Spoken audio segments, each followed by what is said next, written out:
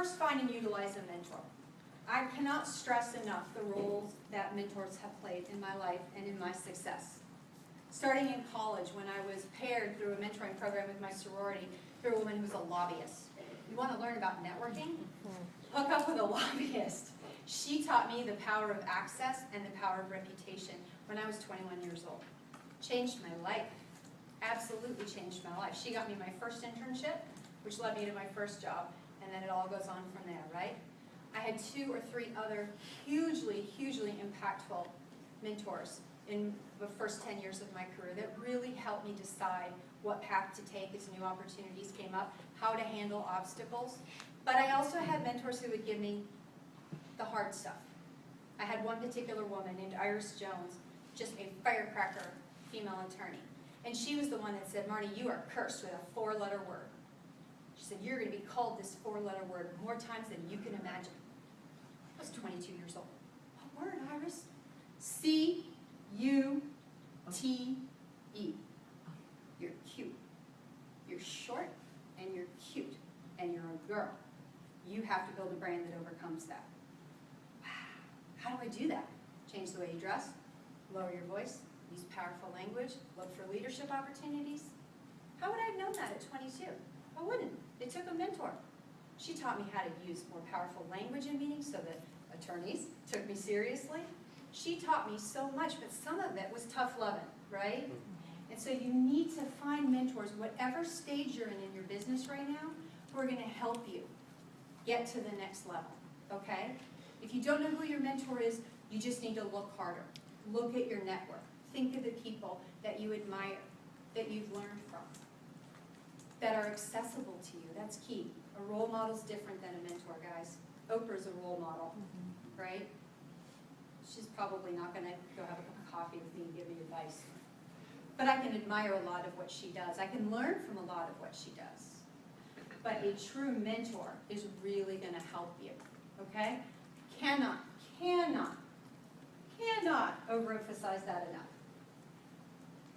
Evaluate and update your appearance. You just might need to do a little tweak.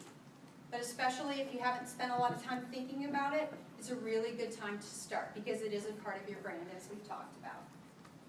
See, there she is. She's admiring and evaluating herself.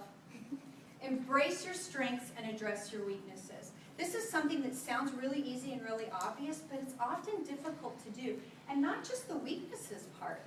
A lot of people kind of struggle with saying, this is what I'm best at. Especially women, we feel like we're not supposed to acknowledge that. It's just supposed to be kind of understood.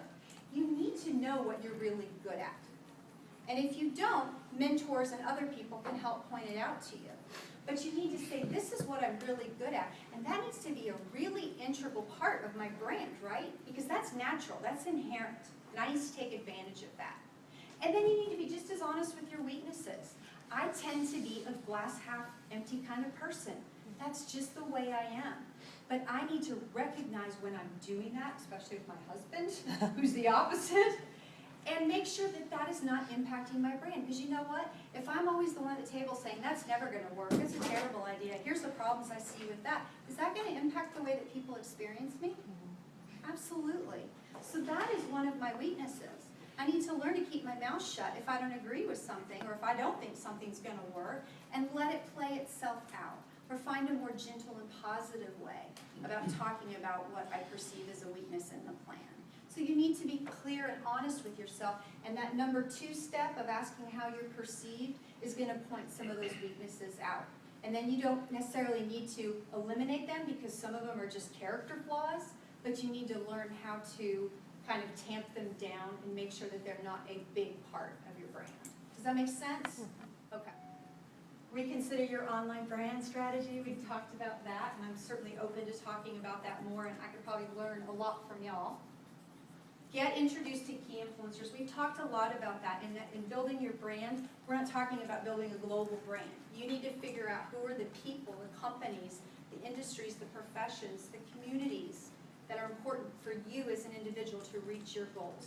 And that's who you need to build your brand with. So it can be a very targeted group. But it's going to change.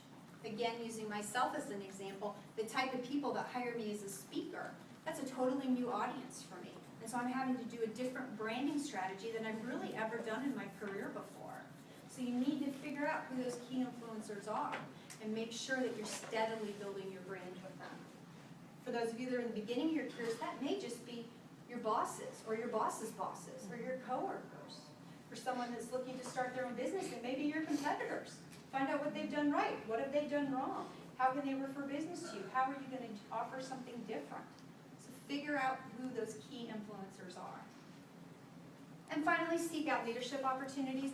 I don't care whether that is serving on the PTA or planning the company Christmas party or offering to mentor somebody. Look for ways that you are surrounded with other leaders and that you are perceived as sticking your hand up. Because I don't know anybody who thinks that would be a negative part of your brand.